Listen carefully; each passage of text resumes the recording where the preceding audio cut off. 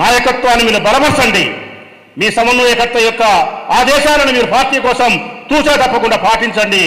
ఆ సమన్వయకర్తే ఈ పార్టీ ద్వారా మీకు రావాల్సిన ప్రయోజనాన్ని, పదవులను కట్టబెట్టే ప్రయత్నం చేస్తాడు.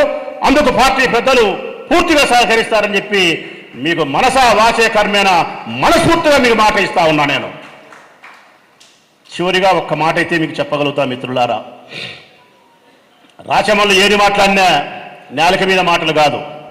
రాచమల్లు ఏది మాట్లాడినా బొడ్డు దగ్గర నుంచి, నాభి దగ్గర నుంచి వచ్చే మాటలే, నా హృదయపు అంతరంతరాల నుంచి వచ్చే మాటలేవి.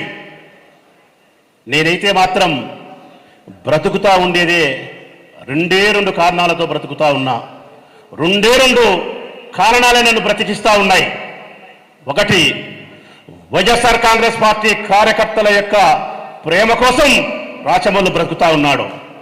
మరొకటి, ఆ వైఎస్ఆర్ కాంగ్రెస్ పార్టీ కార్యకర్తలను సగౌరవంగా తలెత్తుకుని గర్వంగా నిలబెట్టేదాని కోసం రాచమల్లు బతుకుతా ఉన్నాడు. రెండవది, నన్ను బతికిస్తా ఉండేది ఏమిటో తెలుసునా? ఒకటి, మీ ప్రేమ నన్ను బతికిస్తే, రెండవది నన్ను బతికిచ్చేది ఏమిటో తెలుసునా? నా ప్రియమైన శత్రువులు తెలుగుదేశం పార్టీ వారు నన్ను బతికిస్తా ఉన్నారు. రెండవది, పగ పగ పగ అంటుంది నా మనస్సు, ప్రతీకారం ఉంటుంది నా మనస్సు.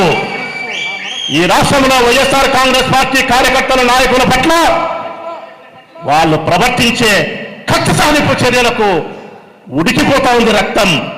పగతో, ప్రతీకారంతో నీ నవనాడులు సంతరించుకొని గట్టిగా పనిచేయి.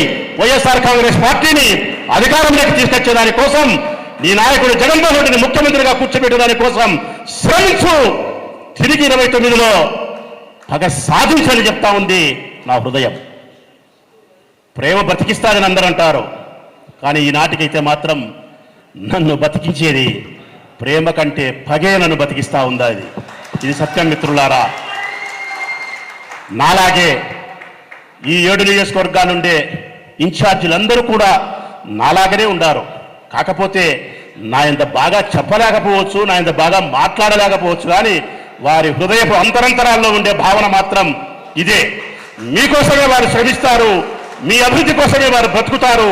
వైఎస్ఆర్ కాంగ్రెస్ పార్టీ జెండా పట్టిన కార్యకర్తల కోసమే వాళ్ళు ఇక రాజకీయాలు చేస్తారని చెప్పి మీకు మాట ఇస్తూ సెలవు మిత్రులారా.